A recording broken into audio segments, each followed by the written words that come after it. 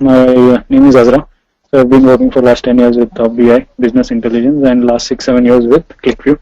And I've done various implementations. I've majorly done with SAP and Qlikview. I've worked on different business domains, different business functions. I also work on Informatica and ETL. That is my USP, and I integrate both ETL to Qlikview and dashboards. So I've been doing training for last 3 years now. To begin with, while like I understand everybody is working at some projects and everybody has seen Qlikview for some at places, I would see my demo is basically to start from the scratch and help you understand about Qlikview and then discuss what we will be doing during the training. So I would not get too much deeper into what Qlikview is. Maybe I'll just go through few things. If you think, if you have any questions, you can ask me and we could get deeper into that. So basically, if you look at Qlikview, right, and the BI world, so BI has always been like stack. I mean, it's more like you have these business objects, IBM, Cognos, or any other reporting technology, which is very sophisticated in first in place, and you need a lot of, basically you already have, I mean, I think Satyakant already has some experience in these. So you would know that the process cycle is so long that the business users give the requirements, then you validate it, then you define the technical and the business requirements, then develop the reports, then send it back to the user, do the testing, then again revive it. And any small change or major change takes again the entire cycle to be repeated. So that was the challenge in the BI world that was there till a couple of years back before Qlikview came in. So when Qlikview came, Qlikview evolved the scape. So it evolved in 1993. After that, it has been evolving. Till 2000, it was not really famous. After 2000, it has become very famous. The only reason is, before 2000, the RAM was very cheap. So Qlikview is an in-memory technology. It's a patented technology for Qlikview. They were the first one to bring in-memory into analytics and this processing and all. Prior to 2000, the RAM and all was very expensive, and that was a 32-bit processing. Architecture, which was not really capable of doing the in-processing. So when the 64-bit architecture came out, plus the RAM prices started dropping. So Qlikview started evolving and people started buying Qlikview because RAM was cheaper and the value that Qlikview was given was very large. So it reduced the entire landscape and changed the entire landscape. So if you look at it, so while the stack vendors were still doing the same cycle, you build a data warehouse, you build reports, you build testing, requirement gathering, all of those cycles, Qlikview changed it dynamically. It gave more power to the user. It gave more self-service. When I say self-service, if you create a chart in Cognos or a specific report, maybe you take a dimension city and you create a report, generate a report, send it to the user. Now user downloads that report, he works with it. Now somewhere down the line, the user says, no, this particular report needs to have another dimension. Then it was an immense work where the developer again had to be involved. So Qlikview changed that. So that all you have to do is give the interface to the user with multiple dimensions. The user has the capability to change those dimensions, work with them and do it. It was termed as self-service BI, and that is where it caught up. And if you look at it now, there are a lot of players in this self-service visualization space. All of these stack vendors, Oracle, SAP, IBM, all of them are also moving into self-service BI. They have different terminology and different methods, but typically this is how Qlikview started it. So Qlikview can connect to any data source. IT's role is basically to manage connection, system administration, the connector, the installation, all of those things. The developer's role is, basically develop the whole data model structure and give it to the end user. The end user gets a lot of capabilities to slice, dice data, turn reports, format reports, understand, do a lot of analytics out of it. So that's how Qlikview is famous all about. The platform of Qlikview is very simple. So basically, over here there are 3 layers: data access, application, and presentation. The main component of Qlikview is only the application layer. So you have a Qlikview server, you have a publisher. So these are the 2 main components of the Qlikview deployment. So if there is a deployment anywhere, these are the 2 main components, that's all. Everything happens on the server. So whatever you deploy, right, everything is happening on the server. I'm sure you know the website, how websites are hosted, right? These are hosted on a server. You get an IP which is masked to the domain name and you access that. It's the same concept. You develop Qlikview, you host it on this Qlikview server. Qlikview server is nothing but a software which you install on any physical box. So there is no limitation as to it has to be some OEM or anything. You can install it on any server. So there is no limitation actually for any physical server. So you can it's a software. Now this software manages that in-memory analytics, the processing engine, everything. The software has the capability to it. So when you create any Qlikview application, you host it on the server. The users get to access it through the browser. Again, the browser is nothing but, the link to through the browser is nothing but the IP address of the server. You can directly use IP address or mask it with any domain name, and users can access.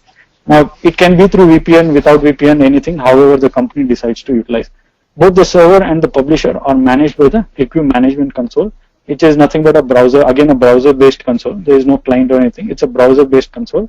You manage what the server, the settings, the task, all of these things. Publisher is an add-on component. So basically, it manages scheduling, sending out emails, and sending out scheduling tasks, reloading. When you have a larger deployment of Qlikview, where you have like 100 or 800 apps, and the largest deployment I am involved in has 800 different applications for various things in a very large enterprise. With that kind of a scenario, you would not want to do it manually. So publisher manages it in a very systematic and a very task-oriented way. Now, like the databases can be anywhere. It does not have, there is no limitation or there is no conditions where it has to be. Database can be in cloud, in-house, outsourced, anywhere. You can just connect to the database, extract the data, and all the processing happens in the server. Now this connection is not live when I say... sorry to interject, just a question. Does Qlikview has its own database as you have just mentioned? No, it does not have a database. So you mean to say when you refer to database, you are referring to the source system databases? Right, I'm referring to the source system. So I'm telling that any source system databases, Qlikview can connect to, extract the data from any source systems. So wherever it is, it does not have any challenges to it. So you can pull up data. Now once the data is pulled up, we'll discuss this in further. Once you pull it up, it comes into Qlikview proprietary format. We'll discuss what that format is. So while I was telling that there's no limitation to which database you can connect, how you can connect, the database connection is not live. So whenever you want to extract data, Qlikview connects to the data source database, extracts the data, and then it is okay. Now you can schedule this as early as close to as 15 to 30 minutes. So every 15 minutes or 30 minutes you can extract data from the source data. That becomes near to real time. So it is not basically a real time solution. Now what happens is all the development is done on the Qlikview client, which is on the right side, which is used by the developers. So Qlikview client is a desktop client which the developers use. Again, it's a licensed one. So all the development is done. The result of the development is a file. So you get a final file called QVW, which is nothing but the base or heart of Qlikview. Anything and everything you do in Qlikview is within that QVW file. So that final output is a QVW file, which is more like a file. You take the file and you put that onto the server and host that file on the server. So there is no development as such on the server. Everything is done within the client. The final output is a file. You just put the file onto the server and host it. So that is all you have to. That's the development process. Now this QVW file is, like I said, it's the heart. You do everything. It will have the script. It will have the data model. It will have the data in it. So this QVW file will connect to the databases, extract data, and have that data within QVW. So there is no database in Qlikview, but this QVW file itself behaves as a storage file. So whenever you connect to a data source, extract data and process it within Qlikview, this is the final file which will have data in it. Now every time you can't keep connecting to the database and bringing out, and this QVW is always full refresh. So you have an intermediate file called QVD, so which you can see next to it. So it's basically a Qlikview data file. So the first one is Qlikview work file. This is a Qlikview data file. Now the data file does not have a UI, there is no access, nothing. It's just a plain storage flat file. It will have data in it. It's a proprietary storage format. It has very highly optimized storage format which compresses data 1:10 times and stores it in a folder. Now these QVDs can be created n number. There is no limitations how many you want. There is no schema definition. There is no hard rule for this. So you extract the data, just store it like a table in a QVD. So you can process data, the final output, store it in a QVD. We'll discuss all of these things as we move forward. So QVD plays a vital role. It's not a database. It's just a storage format in a flat file. So you store data in a flat file. And over here you can build the data mart, data warehouse, all the concepts of data warehousing. You can apply it using a QVD and storing data in however slice and dice method you want. Now everything is, like I said, everything is done on desktop client, which is an independent client. So there are two things installables. One is the server publisher and one is the desktop client. Now security wise, Qlikview integrates to all the Active Directories. It has inbuilt security, but which is not really robust. And the main idea of Qlikview is it should integrate to your existing security systems in the organization and utilize that. And that's what Qlikview does. Yeah, I mean, Azra, just a small comment. This is Satikant. That you are, going bit too fast, I guess. So just let me help, all the participants summarizing what just you have mentioned in few lines. Yeah. Yeah, go ahead. If you allow me here, just to clarify my understanding what you have said. Go ahead. Go ahead. Yeah. So Qlikview has got three major components. One is the Qlikview developer component, which is a desktop application, which you can download and install it in any machine without any problem, any platform it supports. Right. The second set of application is the Qlikview server and Qlikview publisher. Right. So the Qlikview server and the publisher's role is to kind of distribute the document to the users who are kind of set up in the system, and also to make sure that the QVW is managed, monitored, and all administration work is done on the server side of it, right? Yeah. And all this administration work is done by a Qlikview Management Console, which is a UI based application, wherein you can just web based application, so wherein you can go and click and manage all the activities in the Qlikview server, right? In terms of the connection to the system, so you can connect to any database systems, be it Excel, SQL, or SAP, BI, BW, or it could be Oracle. Maybe there will be different connectivity mechanisms you have, which will connect to the different source systems, and pull the data and store the data into in an intermediate file, which is called QVD, right? Qlikview data files or something, which is more or less like a flat file, I guess. Right. Yeah. Right. And once that QVD is data is stored, I mean, I think gets stored in the memory or somewhere. That probably I'll be asking you the question where it gets stored. Yeah, because it doesn't have a database, so it must be storing it somewhere. And then you develop the UI application on top of this QVDs, and that QVW, which is the application, will have the data file, and also it will have the data model, and it will also have the UI components, which is combined together, and it forms the QVW. Then this QVW is hosted or into the server, and it is mounted, and then it is distributed, right? Yeah. Yeah. And the last step is that and the QVW is finally it is given access at the access point for the other web-based people who can use the the phones or the iPads or the Internet Explorer or Chrome or any kind of application. They connect through the web server, typical web server connection, right? Which connects to the server. Is that not exactly end-to-end thing? Yes. Yeah, that's right. Okay, thank you. Okay. So coming to the question, probably I have. I mean, how and where the QVD files are getting stored? So like I said, it's a flat file. It stores in any Windows folder. So there is no specific storage. There is no specific storage. Yeah. Right. Shailesh, your question was also the same thing. It stores in any folder. So you just like how you store any flat files, you store those files. Okay. All right.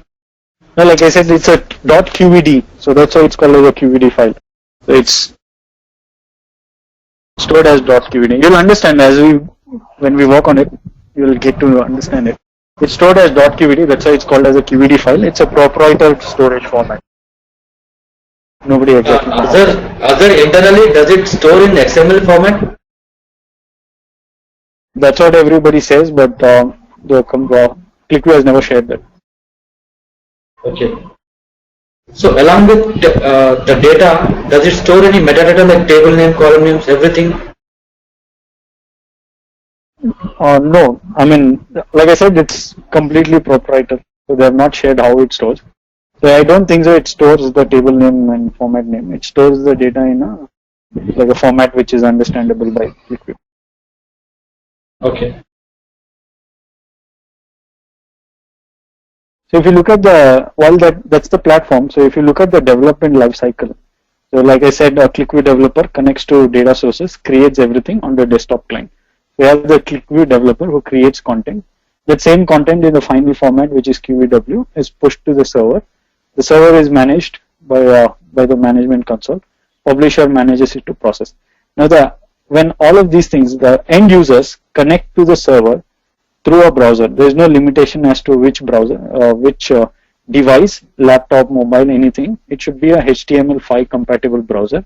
They will be able to connect. While they connect, they connect to the web server of the server. I mean the Qlikview server. Now the Qlikview server has a web server called Qlikview Access Point. It's internal Qlikview web server which manages the connections of the users through the browser. Now that again sits on the server. The users connect the access to the Qlikview access point. They get to see all the applications. They access it and do the analysis. Now, like I said, there was a plugin earlier which was an Internet Explorer plugin, but now they have ruled it out. It's all Ajax, which is the modern technology. So there is no client as of now, and of course the security is integrated to whatever existing security. So this is a kind of a small life cycle, how you create content, publish it, and how people consume content. So it's the summary of whatever we discussed. Now this brings us to three major roles within Qlikview. So one is IT team who creates all the manages the connections, manages the server, everything. Now there is developer and designer. See, generally when you go to the market and people ask, tell that they're looking for Qlikview consultants or developers. So they look at people who have skill set with both developer and designer. So both put together is called as a Qlikview developer. But when you get deeper, it's more split into specifically developer and specifically designer. So the take is developer includes everything to do with scripting, data modeling in Qlikview. Designer includes everything to do with the UI, creating reports, creating graphs, everything. Now, if you look at large organization, they would have invested on skill sets, right? People who would be working on database, ETL, all those experts on database and data modeling. And there would be certain set of experts in like business analysts who would be doing charts, graphs, everything. So to better manage projects, these two roles have been split and dribbled down to these existing talent, and you can utilize people. You can get those database experts get trained on developer, and those designer BA analysts get them trained on designer, and they can manage. And IT team is a different thing. It's a system administration where you manage the server, the task, the scheduling, all of those things. So these are the three major roles in Qlikview. My training is completely focused on developer and designer. IT and admin is a separate course, which is again very subjective, because you need to have access to the server for the training. If you don't have, will not be able to do it. But my the entire course, this Qlikview course, starts from the scratch of how you can connect to various data sources, bring data, write the scripts, bring the tables, create the data model, create the layers, how store QVDs, how you can understand how many different levels of architectures of storage is there, how you can store, how you can utilize. Then of course the UI, how you can build the UI, what charts, everything. So from the scratch to the complete development of an entire project. So we would be covering all the topics. So that's my training. So if you quickly look at the curriculum, something like this. So it's an overall 30 hours course, which involves around 18 to 20 hours of developer and 10 to 12 hours of designer. Now in the developer part, like I said, we would be doing everything from scratch. How you can install thing. Now for training, I would be using the Qlikview desktop client. Like I said, there's no development done on the server, so you would not really need access to the server or anything to do with server. You can do development on the desktop client. One more best part is the Qlikview desktop client is free.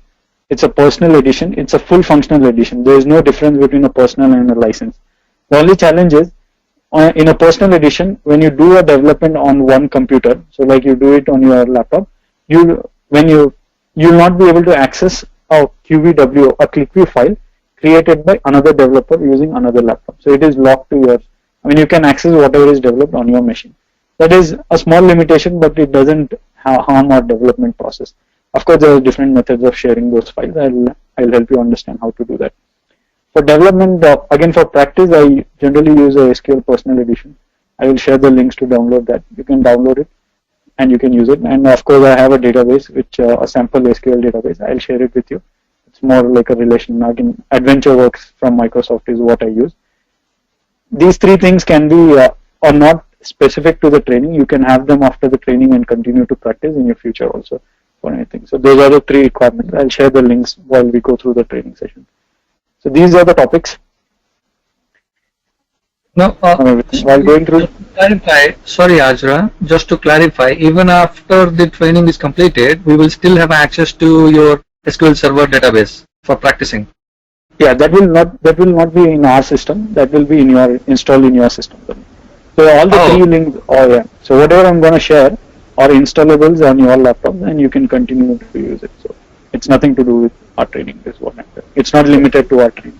Okay, but we will not have an opportunity to pull data from SAP systems or Oracle systems. No, at this point, no. I would not really require it also, because the idea is, so like I said, the challenge is, if you look at other solutions, the extraction depends on how you extract. So every extraction is different. But in Qlikview, there's only one point that you connect to any data source. That's just how you define the connectivity to the source. Once you define that connectivity, extraction of data, after you extract data, we have nothing to do with the source database. Be it SAP, be it SQL, be it Oracle, anything. Everything is to do within Qlikview. So we don't even have to worry how the data is stored in SAP or Oracle or anything. All we need to understand is how those connection parameters. Now, of course, those connection parameters would be given by those system database administrators. We don't have to worry about it. So you have a connector, enter those parameters. The moment you connect, and the moment you get the data out of the system, there is nothing that you have to depend. You don't even have to understand how the data or what schemas is stored in that, because the data comes into Qlikview and you define everything in Qlikview. So there are a lot of things that are taken care in Qlikview. So that way, it's not really that you have to practice SAP connectivity. You have to practice this connectivity. You just need to know how to connect to that source. True, but that is okay. But even if you tell us in theory with few examples of the different connections to SAP, like let's say to connect to BI, BW, some parameters, different set of parameters will be given to the plugins, right? Right. So if you have some examples, if you could show it to us for Oracle and one example for SAP, BI, BW. For that we would need, yeah. So we don't have access to those databases, but yeah. Yeah, maybe the theoretical side of it, with a couple of examples. Yeah, we'll see. Yeah. Thank you. Technically, I have not involved that in the curriculum, so we'll have to see that. Oh, you haven't, I mean, practically implemented any SAP? Like I said, I've majorly worked with SAP and Qlikview. I have not included in my curriculum, so this training is focused. Yeah. Okay. Yeah. Can you walk us through the training curriculum, please? Detail. Yeah. So this is on my screen. Like I said, we start from the developer. We do everything in the developer, and we cover the designer. So in the developer, we have these other topics. Like I said, from connecting to the data source, extracting data, and then processing within Qlikview, the various methods, the various joins, and everything. So all the scripting process in Qlikview. And the entire scripting will result in how the data modeling happens in Qlikview. You also be covering the set analysis? Yes, that's in the designer. So like I said, that's the front end. So that happens in the designer. So set analysis is there. Oh, it's there in there. Okay. So which is majorly used in the front end. So when you give us the examples here, I mean, while we work, continue with the training sessions, so you'll be giving some discrete examples, or we will be, kind of creating a mini project kind of a thing, so that, we can see how everything is putting together, not just discrete examples. No. So like I said, that's why I'm using specifically one database and having everyone on the same page, so that whatever I define or do in development or training, so all of these are like the topics are not randomly arranged. The topics, if you look at the list, right, it goes in a flow. So this is the flow that you follow while development also. So the end result is a final data model and then a final UI application. We'll quickly touch upon two topics so that you get a feel of how I cover the topics training, and then we can probably wrap up the demo session. So generally, I do this. I take through the presentation and explain a couple of topics for you to understand how my training method is. So you can then based on that decide how.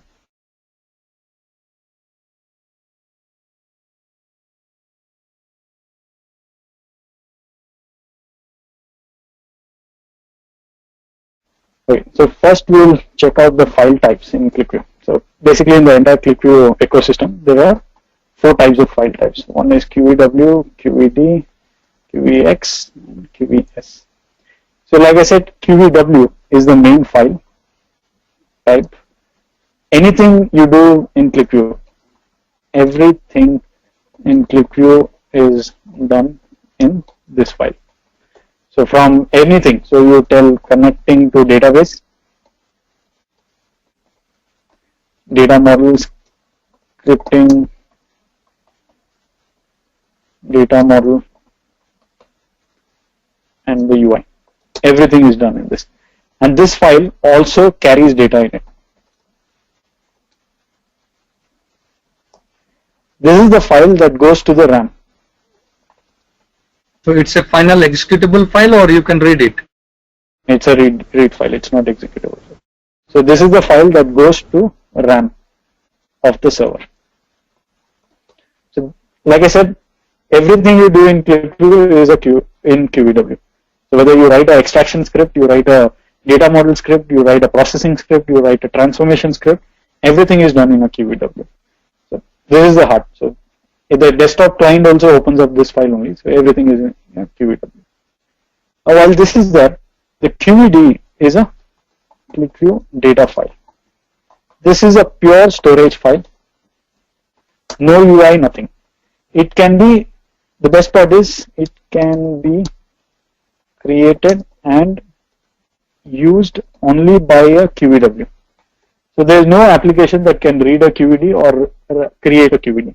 So a QVW only will create a QVD. A QVW only can read a QVD. It's highly optimized storage format. It compresses data 1:10 times. So if you have a 10 GB of data, when you store it in QVD, it will be kind of 1 GB. Like it is stored on a folder, on any Windows folder. So there is no challenge at all. So I'll show you how that thing is stored and all. Now QVX is also a Qlikview data file. It is exactly same as QVD. It is a pure storage file. When Qlikview started earlier, right, before 2000, I think 10, okay, only QVW, QVD and QVS were there. The Qlikview data file wasn't there. So QVX, Qlikview data file, is a pure storage. But the only difference between a QVX and a QVD is it can be created by a third-party application. So Qlikview has a tie-up with Informatica. So if you know Informatica, it is a ETL tool, right? Extract, transform, load. The loading is generally to a database. Now in Informatica, if you have a Qlikview connector, you can load it into a QVD file. So you can create a QVX file. It is nothing but a similar to QVD, but it's called as a Qlikview data exchange file. So that's why it is called as. Azad, does this come with Informatica freely or is it a paid plugin? it's a paid it's a free connector. It is available with Qlik. It doesn't come with Informatica. You have to take it from Qlik. So it's a free connector basically. Okay. Yeah. So everything is the same. So this file also gets stored into a folder. It is 1:10 times. So the final mapping, right? When you are loading to the database, you can have a parallel. The idea is, see, when you load to a data warehouse, the data is going to a database. Now, when you want to use the data in Qlikview, you'll again have to extract from the data warehouse, store it to QVD, and then process it. That extraction is one step, right? You can eliminate that step by having a Informatica pumping directly into a QVX, Qlikview picking up the QVX and working with it. The last file is a Qlikview script file. This file is it's like again a text file. This has script. Now generally when I told you everything is before moving on, can you please explain again the QVX thing? I mean, why it is required?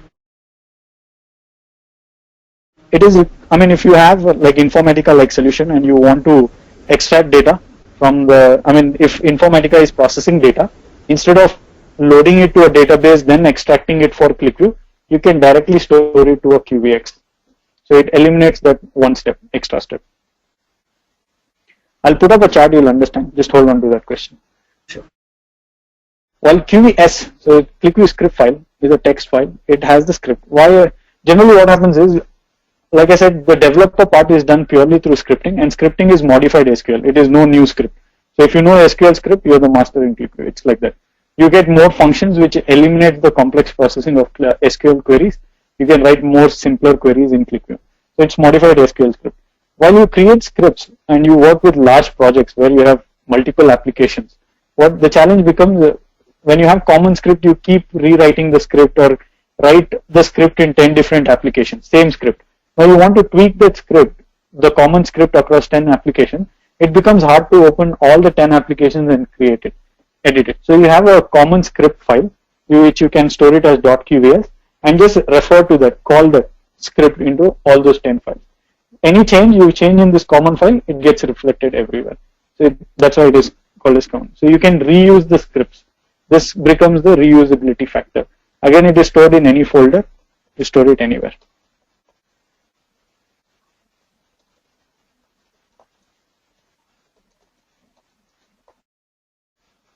Okay. So these are the only 4 file types. Apart from these, there are no other file types in Qlikview. Is this clear? Now, explain a bit about the script file QVS as well, please. No, basically it's a storage. It's a script storage file. It is a text file which you use to store common scripts. So common scripts is like you will have some processing which is a standard processing in your organization. So if you have worked on ETL, then you would have known, right? There will be common mappings, which is the same thing. You do it for every project. So if you are creating different data marts, you would be using some script or mapping which is very common for all the ETLs. So you'll have a common mapping stored somewhere and you'll keep referring to it. So it's like reusing the common script. Oh, okay. You'll understand as we move forward. You'll understand why this becomes, how it can help you. Don't worry about it. You just remember this as a common script which can store it. When we come to the scripting, you'll really understand how the common script. Azhar, what differentiates QVD and QVX? Only Informatica plugin? Okay, I will not term it only Informatica plugin. It has different plugins for different applications. The only difference is it can, like QVX is a different file format, but can be generated by third-party applications. One of them is Informatica, but there are several other applications. Teradata has an output, I think, and there are a couple of others which I don't remember now. So you can have these third-party output. Okay. Yeah. But technically, within Qlikview, there is no difference between them. They store the data similarly. So QVW can access both QVD and QVX, or we need to convert QVX into QVDs. No, it can access both. QVW can access it. Can I access QVX in another QVD? No, QVD, like I said, it's just storage. You can't do anything in QVD. So it's just like storage. Like in SQL table, you store data, right? You can't do anything. But to do anything, you have to write a query, right? A separate script. So that script has to be written in QVW. So again, anything you do, you have to do it in QVW. QVD and QVX is storage. What you can do is you can load data from QVX, process it, again store it back into a QVD using a like. So you can do that. You'll understand as we move forward, right? In the architecture, you'll understand. Don't worry about it. Okay, so basically QVW can have QVX and QVDs. Like you can access anything. If you look at it, if this is our database, and let's say this is QVW. So this is our file. Now the concept of Qlikview is very simple and very straightforward. In fact, it's use the QVW, connect to the database. I'll put the other way around. You from the database get the data to QVW and publish. So this QVW is, it just connects to the data source, extracts the data, and this does it. Now this QVW, like I said, will have the script, will have the UI, will have the data model, everything. Now there is a fundamental challenge in QVW. Now QVW is, because this file goes into the RAM, and when you want to push data into RAM, you can't do incremental. You always have to do a full refresh. A QVW is always a full refresh. There is no partial refresh, there is no incremental, there is nothing.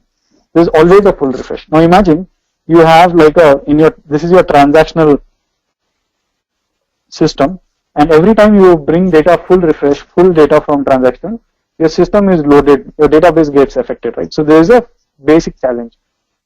So what Qlikview did was, to overcome this full refresh, they brought in the intermediate storage format. That is nothing but the QVD. So what you do is, you extract data and you store an intermediate layer, which is basically a storage QVDs, and you store it. Now because you are storing data in QVDs, this helps you build incremental loading. So basically you can just, from the transactional system, you bring only the incremental load. Now what happens is, so from the database you extract it, store it to QVD, and from the QVD you load it to the QVW. Now you might be wondering why 2 steps, time increases everything. I will give you a small example. Now when you load data from a transactional system, let's assume you have a load of data which is taking 15 minutes for you to load. Okay. Now every time full refresh is taking 15 minutes for you. Now the same data, when you load to the QVD, of course for the first time it will take 15 minutes.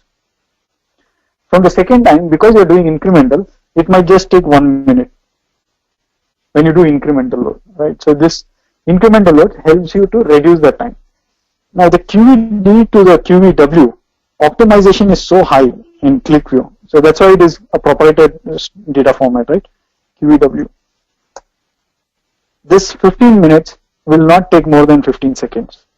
So there is high optimization between Qlikview and QVD, QVW and QVD.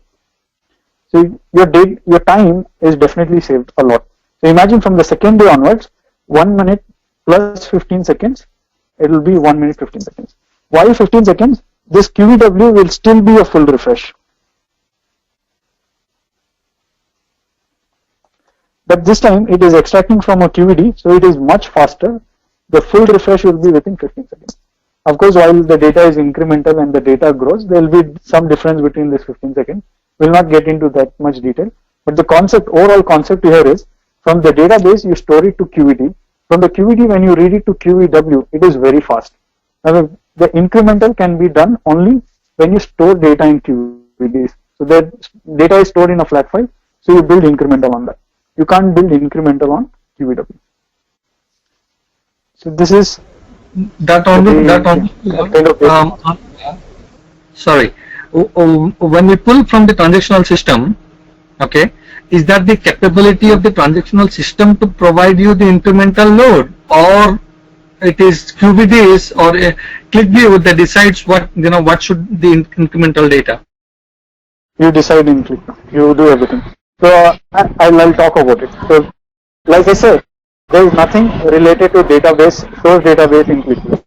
The only relation between a source database and Qlikview is the point of connection. So how you connect and how you extract data. Apart from that, the incremental, all the scripting is done within Qlikview. Other does QVD has some pull mechanism? No, it does not. It's just a storage file. I'll tell you how that is done. Like I said, everything is done in a QVW. So a QVW need not always have UI, always have data model in it. QVW can be just a plain script file in which you just have the script to extract data. So the take is, I know this will get a little confusing, but you generally have a QVW between over here. So there will be a QVW whose work will only be to connect to a database, extract data, and store it to QVW. So here you will have a QVW. This is basically called as QVW extractor. We'll understand how to create this. This will just have the script. The script will just connect to the data source, extract the data, transform it however you want to, and then store it to QVW. So that is like an intermediate. Like I said, anything you do in Qlikview, you have to use a QVW to do it. So this QVW will do it. So generally in projects, like from the start to the end, right, the entire workflow from the database to the final app, you will have couple of QVWs, intermediate QVWs. While we move forward in the architecture, you'll understand all of those QVWs. So there will be different QVWs doing different things within the entire process. So the task, when you schedule the task in the server, all of these QVWs have to be scheduled and the publisher takes care of it. When you have very simple projects, It's confusing other, because that's how it works. End user views QVW in access point, right? Right. The same thing we are trying to create as an extractor for QVDs. But the end user will not have access to this file. This will just be a backend file. It will be like a backend processing file, that's all. End user will not have access to QVW. It won't sit in RAM. It won't be given to the... No, it won't sit in RAM. Except for this file, nothing else. Okay, one second. Except for this file, right, this last file that I'm highlighting, except for this file, no other file will go to the RAM. All of these backend processing is off the RAM. Okay, again, I'll show you what it is. To push it to the RAM, again, do we have to instruct it by writing script, or it's an automatic thing which will go to RAM? It is automatic. It is automatic thing, it will go to RAM. It will go to RAM automatically. Okay.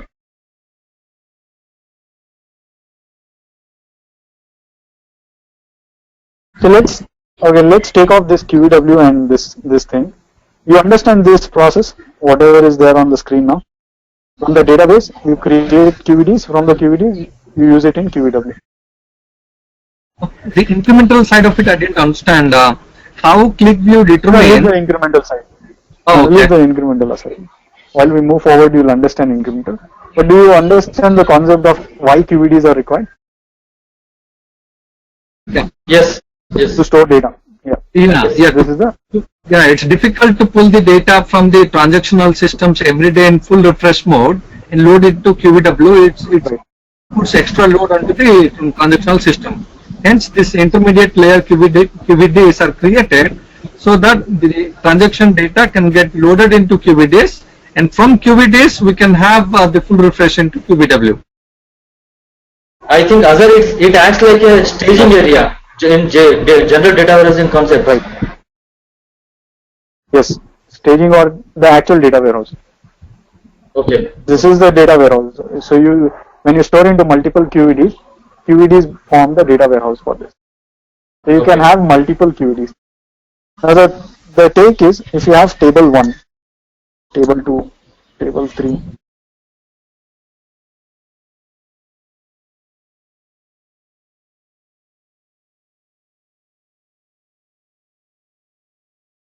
If you have 4 tables, you generally create QVD1 for table 1, QVD2 for table 2, QVD3 for table 3. So that's how QVDs are generally created. QVD will be like, this is called as one-to-one mapping. I mean, one table, for every table you create one QVD. This is first step.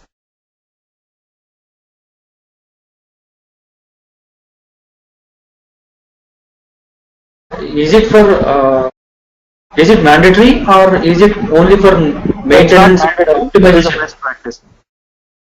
Okay, It's a best practice. So it's not mandatory. Yeah, it's a best practice. Now, first, this will be layer 1. So this forms your one-to-one mapping. If you talk in ETL methodology, this forms one-to-one mapping. Layer 2 forms the transformation mapping, wherein you can create a QVD5 using data from QVD1 and 2. So all the joins, all the processing, all the development, you do it and you create a final QVD5. The final QVW can utilize data from any of these things. So this entire concept becomes like a data warehouse or a data mart or whatever you want to call this, where it is storing data.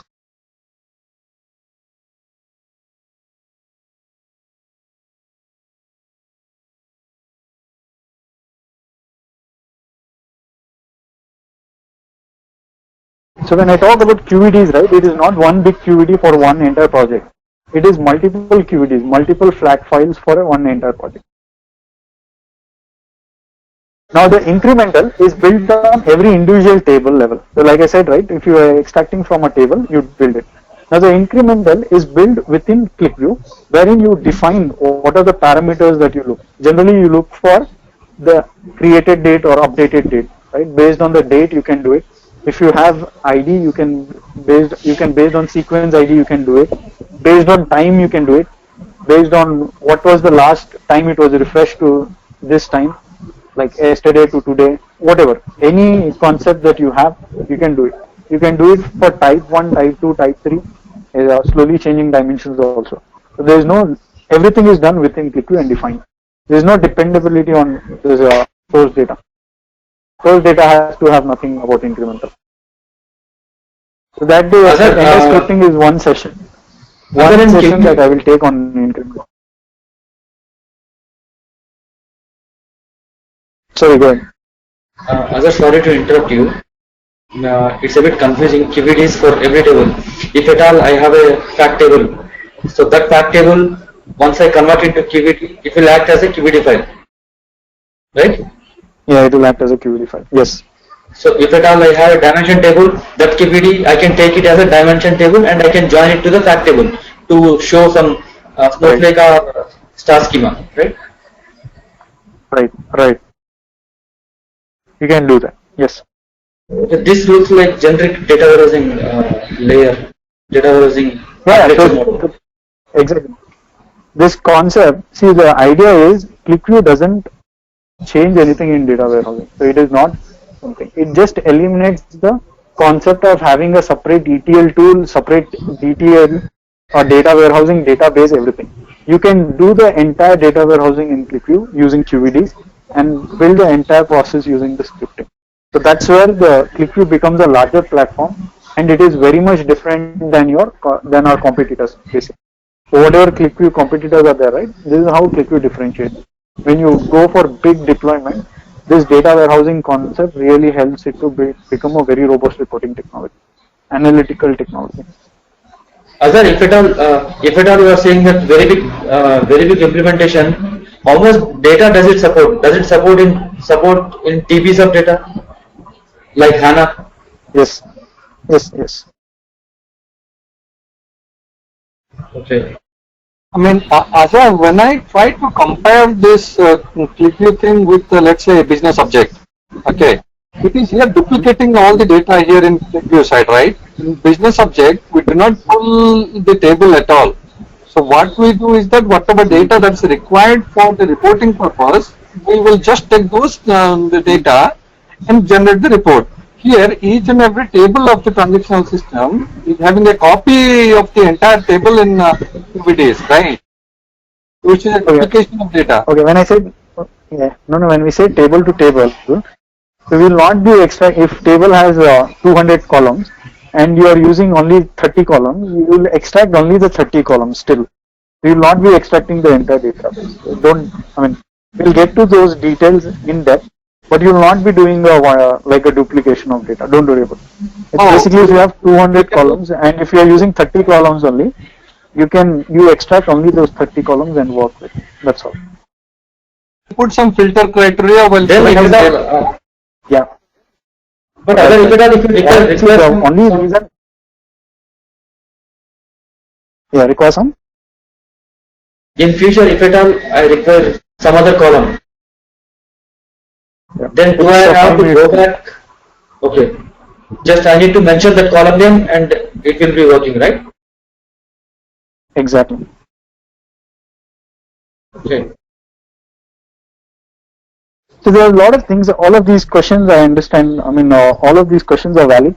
But if you go through the entire architecture and the process, right, it is very simple to understand. So the concept is simple: from the database, store it to QVDs, and then use it QVW. Don't worry about what the intermediate QVWs are all about. Once we start working on it, you will have a clear picture on what. So, where the data modeling fits in here? You did not mention anywhere the data modeling. Here, QVW.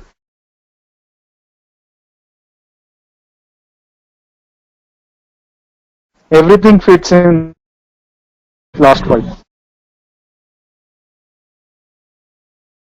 So every report will have a separate data model, you mean to say? See the terminology is a little different over here. When you what do you term as a report? What do you call a report as? A dashboard which has got say a business requirement. Give me the sales comparison of this year with the last year, something based on a year filter, something. So that's a dashboard. Right. So see, this is one QVW file. It says executive dashboard.qvw. Now this executive dashboard has KPIs. KPIs revenue, margin, expense, account receivables, inventory. So it has different data sets. Now what happens is you can have multiple tabs with different analysis.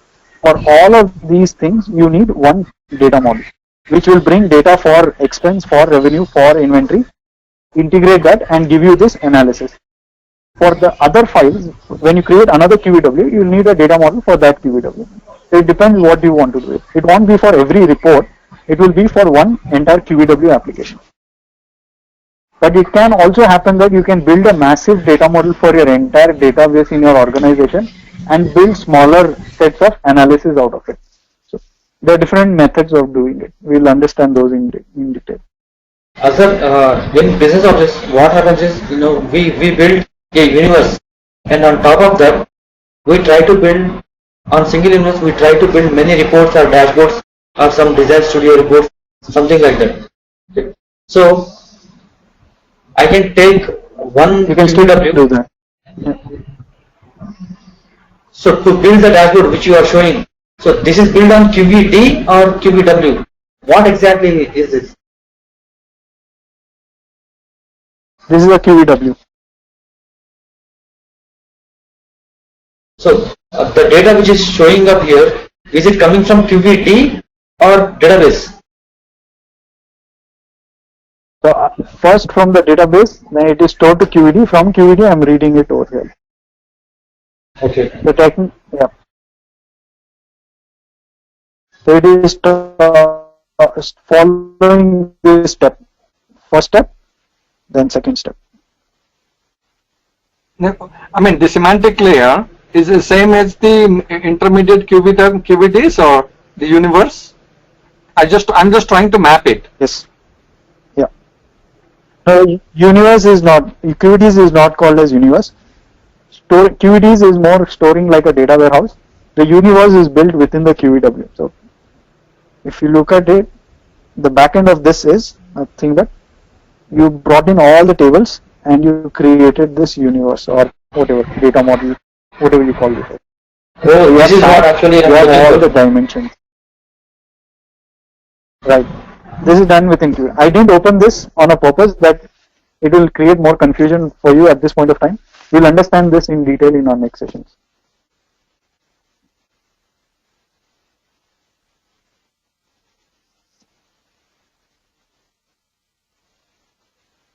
Okay, don't worry about those things. I would request you to concentrate on this. So if you have got this, what I would suggest is we'll kind of hold on to this thoughts right now and probably continue this in our next sessions and get more deeper. So don't worry about the other topics. We'll understand individually how to achieve these and what to do this. While I talk in theory, there is a lot of things. So we'll just start with the practicals and you'll also understand how to do this and you'll have more clarity of the entire deployment. You have any questions? Your question of one QVD having data of two tables, yes. Like I said, you transform and you store it into QVD. One final thing. I'll explain that in detail as we move forward.